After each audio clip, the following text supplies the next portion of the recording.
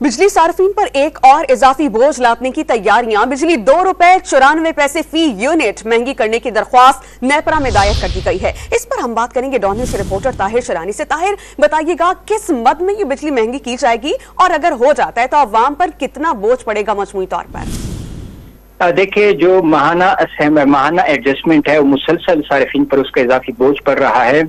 मार्च के बिल्स में सार्फिन पर ₹7.06 फी यूनिट का इजाफी बोझ डाला गया। उसके बाद जो रवा माह अप्रैल का है उसमें सार्फिन पर ₹4.92 फी यूनिट का इजाफी बोझ डाला गया। और उसके बाद अब आइंदा माह के लिए भी सेंट्रल पावर परचेजिंग एजेंसी ने नेपरा में दरखास्त जमा कराई है कि ₹2.94 फी यूनिट एक माह के लिए बिजली महंगी की जाए। तो इस सूरत में जो अगर नेपरा समाप्त करेगा और उसके बाद फैसला जारी किया जाएगा कि कितना इजाफा होना है। अगर हम देखें तो रवा माह बिजली सार्फिन पर माहाना एडजस्टमेंट में तकरीबन 40 अरब रुपए का इजाफी बोझ डाला गया। गुज़श्ता माह 66 अरब रुपए का माहाना एडजस्टमेंट में इजाफी बोझ सार्फिन पर डाला गया।